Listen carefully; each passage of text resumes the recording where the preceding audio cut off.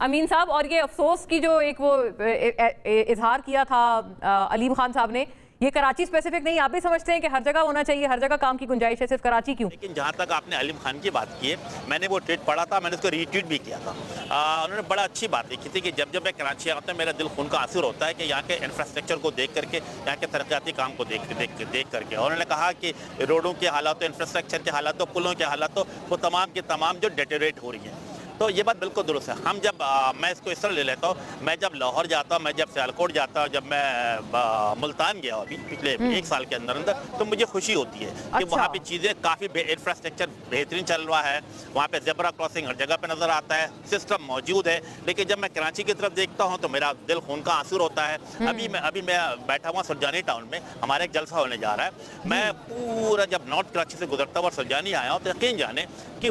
Total روڈوں کے حالات جو خستہ حال پڑا ہوا ہے۔ اور میں نکل کر آیا، فیڈرل بیرے سے نکل کے یہاں تک پہنچنے میں مجھے کم از کم 55 منٹ لگا ہے۔ بھائی رضا بھائی، یہ تو بڑا مسئلہ بنا ہوا ہے۔ اچھا شرم آتی ہے، بولتے افسوس ہوتا ہے کہ افسوس جو ہے وہ ٹریفک کی صورتحال ہو، روڈوں کی صورتحال ہو۔ اچھا امین صاحب، آپ فرمائیے گا، یہ جو ابھی رضا صاحب نے بھی جس کی نشاندہی کی کہ اب یہ جو خامیاں تھیں جو کہ جس کے اوپر پیپلز پارٹی کو خاصے اعتراضات تھے وہ اب واپس کر لی گئی ہیں، مطلب ان سپرٹ میں آپ سے اس کے بارے میں پوچھ رہی ہوں کہ جیسے تعلیم کا شعبہ یا آبادی کا شعبہ جن کے بارے میں کہا جا رہا تھا اس پہ وفاقی اوور سائٹ کی ضرورت ہے،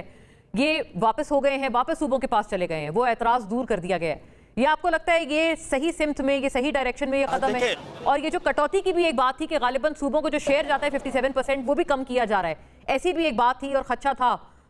بالخصوص جو صوبائی جماعتیں ہیں ان کو، تمام کو، صوبائی جتنی پارٹیاں ہیں جن کی حکومت ہے، وہ بھی اب کٹوتی نہیں ہوگی غالباً، آپ کی بھی یہی انڈرسٹینڈنگ ہے؟ میرا خیال ہے کہ جو ہمیں پرائم منسٹر ہاؤس میں جو بریفنگ دی گئی تھی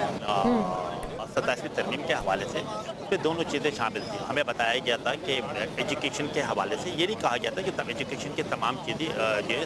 صوبوں سے نکال کے وفاق کر دیا گیا، بلکہ دو چیزوں میں بات ہوئی تھی کہ ایجوکیشن میں جو کیریکولم ہے اور سیلیبس ہے وہ ایک جیسا ہونا چاہیے۔ اور میں سمجھتا ہوں کہ کوئی بہت بڑا کوئی ایشو بھی نہیں ہے، اگر پیپلز پارٹی اس کے اوپر لچک دکھانے کو تیار نہیں ہے تو we don't mind for that. اسی طرح آبادی کے حوالے سے، ہیلتھ کے حوالے سے بھی تھا کہ آبادی کے تناسب کے آبادی، آپ نے دیکھا تھا کہ یہ جو پچھلے 2 سال پہلے جو سینسس ہوا تھا اس میں بہت زیادہ آبادی پاکستان کی شو کی جا رہی تھی،